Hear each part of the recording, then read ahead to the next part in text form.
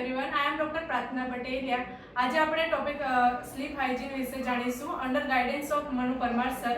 Slip હાઇજીનનો મતલબ થાય છે કે સારી ઊંઘ આવવા માટે આપણે શું કરવું જોઈએ. બરાબર છે. અત્યારના તણાવજન્ય યુગમાં સારી ઊંઘ આવી એક વરદાન રૂપ છે. અત્યારના સંશોધનોનું તારણ છે કે 80% લોકોને ઊંઘની સમસ્યાઓ હોય છે. અત્યારની ભાગદોડ અને સ્ટ્રેસફુલ વાળી જિંદગીના લીધે આજકાલની જીવન પદ્ધતિ લોકોની બદલાઈ ગઈ છે. એના લીધે લોકોને ઊંઘની સમસ્યા બહુ બધી આવી રહી છે. આપણે સારી ઊંઘ લાવવા માટે શું કરવું જોઈએ એ આપણે નીચે જોઈશું. પહેલું તો નિયમિત સુવાનો સમય રાખવો. પછી શાંત, અંધારું અને ઠંડુ અને આરામદાયક રૂમનું વાતાવરણ રાખવું.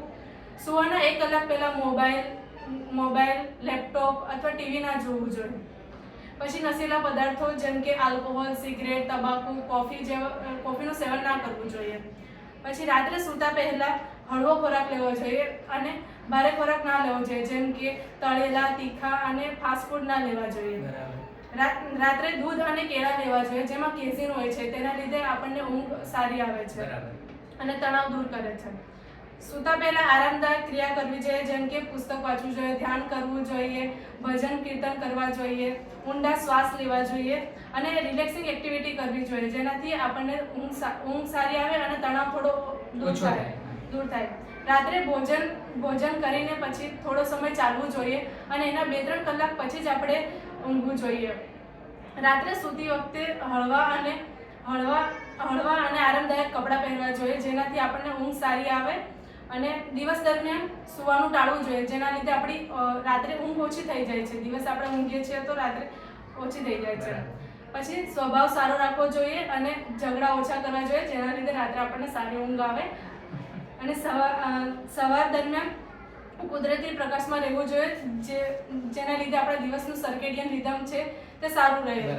જો રાત્રે ઊંઘ ના આવે તો બેડ પરથી ઉઠીને ઊંડા શ્વાસ લેવાના, ધ્યાન કરવાનું અને શાંતિથી બેસી રહેવાનું અથવા તો કોઈ પુસ્તક વાંચવાનું.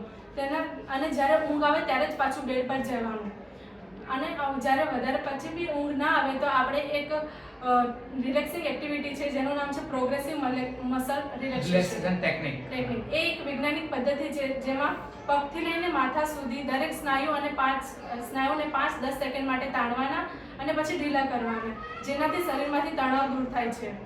જેમ બને તેમ ઊંઘની દવાઓ, ગોળીઓ અમુક લોકો લેતા હોય છે તે ઓછી લેવી જોઈએ. એના કારણે વ્યસન પડી જાય છે. રોજ ઊંઘની દવા લેવાથી વ્યસન થઈ જાય છે, એક જાતનું એડિક્શન થઈ જાય છે. પછી નિયમિત રીતે યોગા અથવા મેડિટેશન કરવું જોઈએ.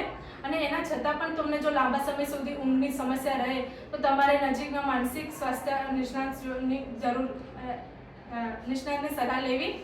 અને છેલ્લે એક વર્ડ સાથે આપણે એન્ડ કરીશું. Try to make healthy sleep habit and solve your sleep problems. Thank you. Okay, thank you, Dr. Prana. Very nicely presented.